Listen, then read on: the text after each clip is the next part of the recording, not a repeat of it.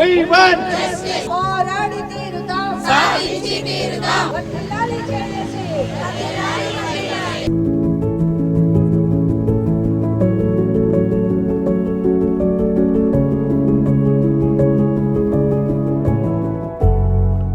Welcome to politicals media.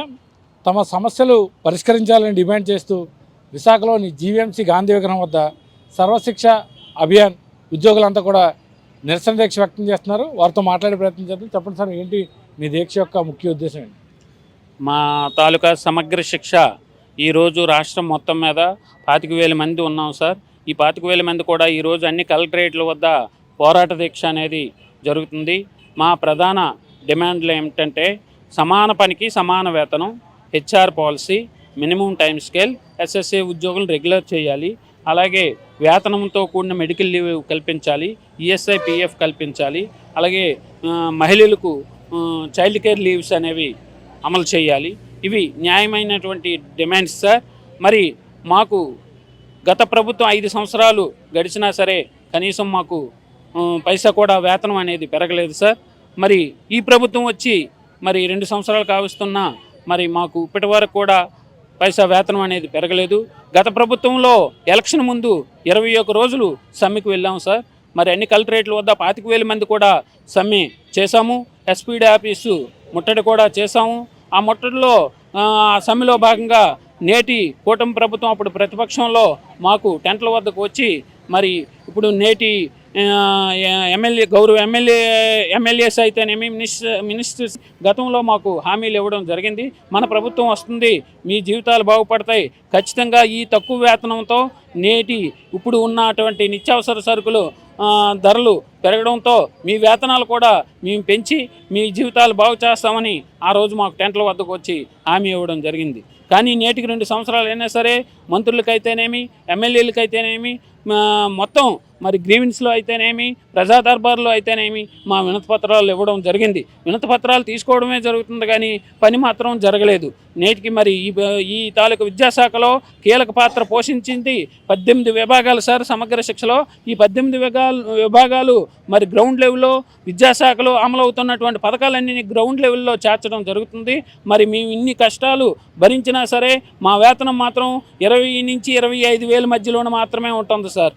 మరి ఈ 20,000 జీతానికి మరి ఈ నిత్యావసర సరుకుల సమయంలో మరి మేము ఏ విధంగా బతకాలనేది కుటుంబాలని మేము ఆవేదన వ్యక్తం చేస్తున్నాం సార్. ఖచ్చితంగా మరి ఈ బడ్జెట్ అనేది మా వేతనాలు అనేది సెంట్రల్ గవర్నమెంటు రాష్ట్ర ప్రభుత్వము ఈ రెండు కలిసి బడ్జెట్ 60-40 రేషియోలో మరి ప్రభుత్వం ఇస్తుంది. రాష్ట్ర ప్రభుత్వం 40, కేంద్ర ప్రభుత్వం 60% అనేది మా నిధులతో మా బడ్జెట్ జీతాలు అనేవి రన్ చేస్తారు సార్. అయితే మాకు మరి ప్లానింగ్ అప్రూవల్ బోర్డులో ప్రతి సంవత్సరం ప్లానింగ్ ఉంటుంది సార్. ఈ ప్లానింగ్ గత 7 సంవత్సరాల నుంచి కూడా మా వేతనాలు పెంపుదల అనేది పెట్టలేదు సార్. ఈ ప్లానింగ్ బోర్డులో రేపు డిసెంబరు, జనవరి, ఫిబ్రవరిలో ఈ తాలూకా ప్లానింగ్ అనేది ఉంటుంది. అందులో మా వేతనాలు పెంచిపెట్టి మరి మా తాలూకా కుటుంబాల్లో వేతనాలు పెరిగేలా ఖచ్చితంగా మరి న్యాయం చేసేలా గత ప్రభుత్వం మమ్మల్ని నిర్లక్ష్యం చేసింది సార్. సమ్మెలోకి వెళ్ళేటప్పుడు కూడా ప్రభుత్వం మేము ఖచ్చితంగా న్యాయం చేస్తామని అనేసి వాళ్ళు ప్రతిపక్షంలో ఉంటే ఇచ్చేస్తే అధికార పక్షంలో ఉన్న వాళ్ళు మాత్రం సమ్మెకు వెళ్ళిన హామీలు కూడా నెరవేర్చలేదు సార్. నెరవేర్చకపోగా మరి ఈ సమ్మెలో భాగంగా మరి ఆ రోజు ప్రభుత్వం హామీ ఇచ్చిందని మేమందరం మరి ఈ నేటి కూటమి ప్రభుత్వానికి మరి సానుకూలంగా స్పందించి ఓట్లేసి గెలిపించడం జరిగింది. మరి ఈరోజు మా 2 సంవత్సరాలు పూర్తయినా సరే మా తాలూకు డిమాండ్లని నెరవేర్చలేదు. ఖచ్చితంగా ముందు తక్షణమే చేయవలసినటువంటి పని ఏంటంటే మా వేతనాలు పెంచాలి సార్. అది ప్రధానమైనటువంటి డిమాండు. ఆ తర్వాత మినిమం టైం స్కేల్ కల్పించాలి. ఇతర పథకాలకి మరి అమలు చేస్తున్నప్పుడు మినిమం టైం స్కేలు మరి మాకు ఏ రూపంలో మరి మాది కూడా ప్రాజెక్టే. మరి మిగతా ఐసిడిఎస్ ప్రాజెక్టులు ఉన్నాయి, నెక్స్ట్ ఉపాధి హామీ పథకాలు ఉన్నాయి. ఈ పథకాలన్నింటిలో వాళ్ళకి మరి టెక్నికల్ అసిస్టెంట్లకి మినిమం టైం స్కేల్ ఇస్తున్నారు, హెచ్ఆర్ పాలసీ ఇస్తున్నారు. మరి మాది కూడా ఒక ప్రాజెక్టే. రీసెంట్గా అంగన్వాడీ గ్రాడ్యుయేట్ కూడా ప్రకటించారు. మరి మాకు సమగ్ర శిక్షణ ఉద్యోగస్తులకి కనీసం ఏం జరిగినా సరే కనీసం రూపాయి కూడా గ్రాడ్యుయేట్ లేదు సార్. మరి వాళ్ళు రిటైర్మెంట్ బెనిఫిట్స్తో కట్టుబట్టలతో బయటకు వెళ్ళవలసినటువంటి పరిస్థితి సార్. కాబట్టి ఖచ్చితంగా మాకు మరి ఈ కాంట్రాక్ట్ వ్యవస్థని రూపొందించిందే చంద్రబాబు గారు సార్. మరి ఆయన మమ్మల్ని రూపొందించారు, కానీ మా బతుకులు మాత్రం మార్చలేదు, మా వేతనాలు పెంచలేదు. కాబట్టి ఖచ్చితంగా మరి సూపర్ 6లో ఏ విధంగా ప్రజల్ని సానుకూలంగా అన్ని రంగాల్లో మరి సానుకూలంగా ప్రజలను చూస్తున్నారో మేము కూడా అందులో భాగంగా మా కాంట్రాక్ట్ వ్యవస్థను కూడా మరి దృష్టిలో పెట్టుకొని వేతనాలను పెంచి మమ్మల్ని మినిమం టైం స్కేల్ అయినా ఇచ్చి మమ్మల్ని సంతోషపెడతారని మరి మీడియా ద్వారా మరి సీఎం గారికి అన్ని జిల్లా కేంద్రాల దగ్గర ఈరోజు పోరాట దీక్షను కొనసాగిస్తున్నాం. ఈ మీడియా ద్వారా మా డిమాండ్స్ని ఖచ్చితంగా నెరవేరుస్తారని మేము ఆశతో ఉన్నాం సార్. చెప్పండి, మీరు ఈ సమగ్ర శిక్షలో ఏ విభాగంలో పనిచేస్తున్నారు, ఏంటి మీ ప్రధాన మహిళలకు సంబంధించి ఏం డిమాండ్? సార్, నేను సమగ్ర శిక్షణలో మొత్తం మేము 18 రకాల విభాగాల్లో పనిచేస్తున్నాను సార్. అందులో నేను ఒక సిఆర్పిగా పనిచేస్తున్నాను. అయితే మేము గత 16 సంవత్సరాలుగా ఈ సమగ్ర శిక్షణలోని ఈ ప్రాజెక్ట్ని నమ్ముకొని పనిచేస్తున్నాను సార్. అయితే గత 7 సంవత్సరాల నుంచి మాకైతే ఏ విధమైన శాలరీస్ పెంచడం కానీ, కనీసం ఏ విధంగా ప్రభుత్వం మమ్మల్ని ఆదుకోవడం కానీ జరగలేదు సార్. పని భారం చూస్తే రోజు రోజుకి చాలా పెరిగిపోతుంది. ఉదయం లేచిన మార్నింగ్ స్టార్ట్ అయిన దగ్గర నుంచి నైట్ పడుకునేంత వరకు సమగ్ర శిక్షలు ఏదో ఒక ఎస్ఎస్సి ఆఫీస్ నుంచి అవ్వచ్చు, డిఈఓ ఆఫీస్ నుంచి అవ్వచ్చు, కమిషనర్ సార్ ఆఫీస్ నుంచి అవ్వచ్చు, పైనుంచి ఏ విధమైన సరే వర్క్ వచ్చినా సరే మేము ఉదయం లేచిన దగ్గర నుంచి నైటు మళ్ళీ మేము పడుకునే వరకు ఏదో ఒక విధంగా మొత్తం ఈ 18 విభాగాలు కలిపి పనిచేస్తూనే ఉన్నాం సార్.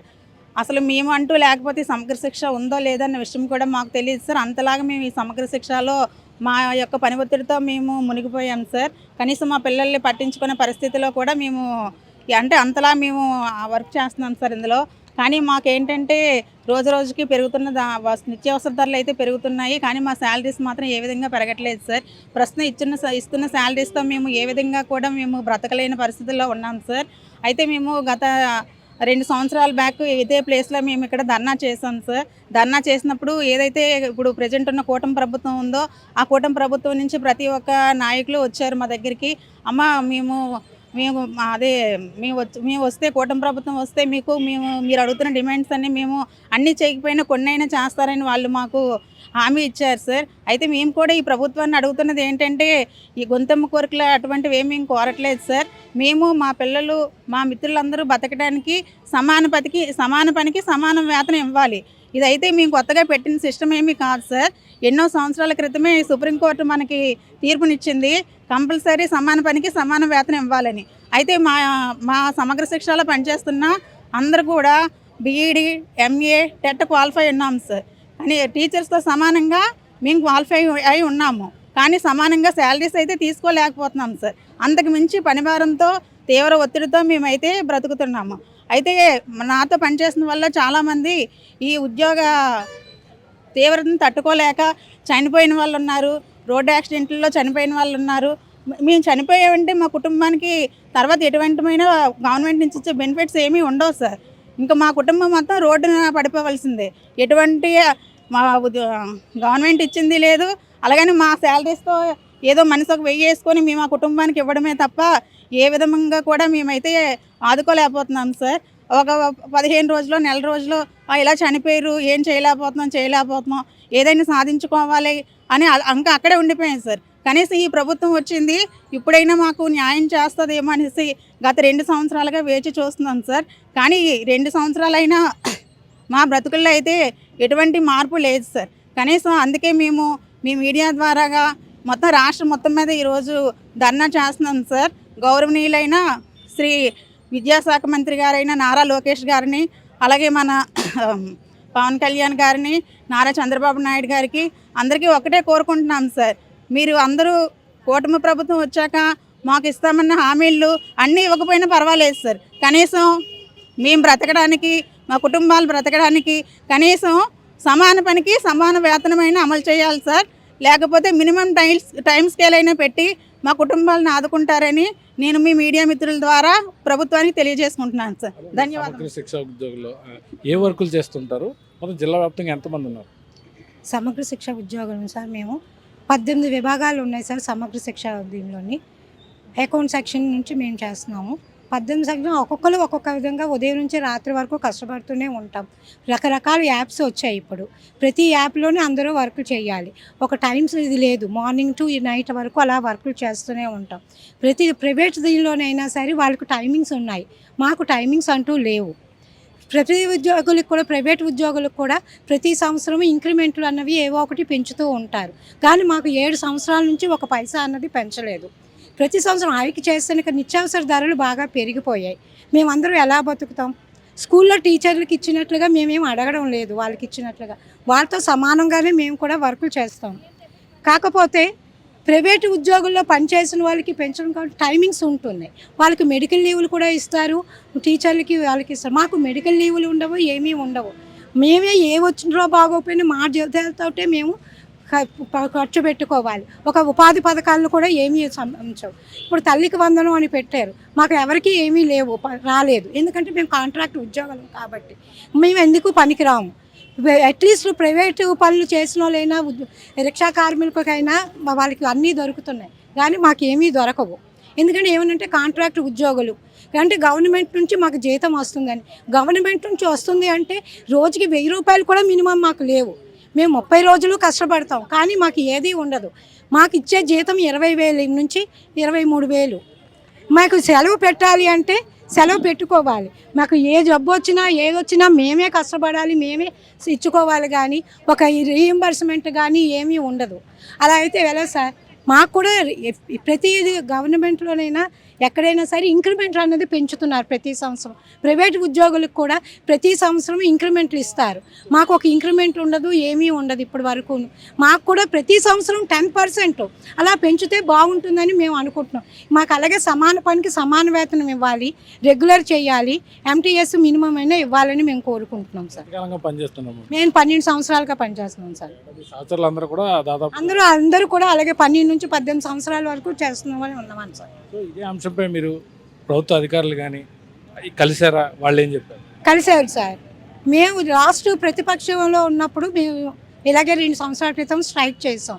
అప్పుడు ఏమన్నారంటే, ఇప్పుడు కూటమి వాళ్ళు వచ్చి మేము నెక్స్ట్ ఇయర్ మేము వచ్చిన తర్వాత మీకు అన్నీ కూడా ఇస్తాము, మీరు అడిగిన డిమాండ్స్ అన్నీ కూడా మేము ఇస్తామని చెప్పారు. ఇప్పుడు 2 సంవత్సరాలు అయింది, కానీ ఏ ఒక్క డిమాండ్ కూడా వాళ్ళు మాకు సమర్పించలేదు. అది సార్. సో ఏదైతే మీ డిమాండ్లు ఉన్నాయో పరిష్కరించాలని ప్రభుత్వం. ఇప్పుడు మేము కోరుతున్న డిమాండ్లు అన్నీ కూడాను డిప్యూటీ మేయర్ గారు, డిప్యూటీ మినిస్టర్ సీఎం గారు, మా విద్యాశాఖ మంత్రి అయిన లోకేష్ గారు పరిష్కరించాలని కోరుకుంటున్నాం సార్. ఏదైతే సమగ్ర శిక్ష ఉద్యోగులు వీరంతా కూడా దాదాపు 18 విభాగాల్లో వీరు విధులు నిర్వహిస్తుంటారు. ప్రభుత్వం నుంచి జీతం ఏదైతే కాంట్రాక్ట్ ఉద్యోగులుగా ఉండి జీతం అందుకుంటున్న నేపథ్యంలో ప్రభుత్వ పథకాలకు ఏవి తాము నోచుకోవడం లేదని, అలా అని కనీసం రోజుకి 1000 రూపాయల వేతనం కూడా తమకు రావడం లేదని, తక్షణమే ప్రభుత్వం స్పందించి తమను ఆదుకోవాలని, వేతనాలు పెంచాలని, అలాగే మినిమం టైం స్కేల్, ఎందుకంటే ఎవరికైనా ఉద్యోగికి ఒక 9 నుంచి సాయంత్రం 5 వరకు అలా టైమింగ్స్ ఉంటాయని, తమకు అలాంటి టైమింగ్స్ ఏం లేవని, యాప్ల్లో నిత్యం వర్క్స్ చేస్తూనే ఉన్నామని, తమను ప్రభుత్వం గుర్తించి ఏదైతే ప్రస్తుతం కూటమి ప్రభుత్వం అధికారులు ఉందో తమను గుర్తించి తమకు తగిన న్యాయం చేస్తారని వీరంతా కూడా కోరుతున్నారు. కెమెరామెన్ ముఖేష్తో కిరణ్, పొలిటికోస్, విశాఖ నుంచి. Please subscribe to the channel and download the Politicos app from the links in the description.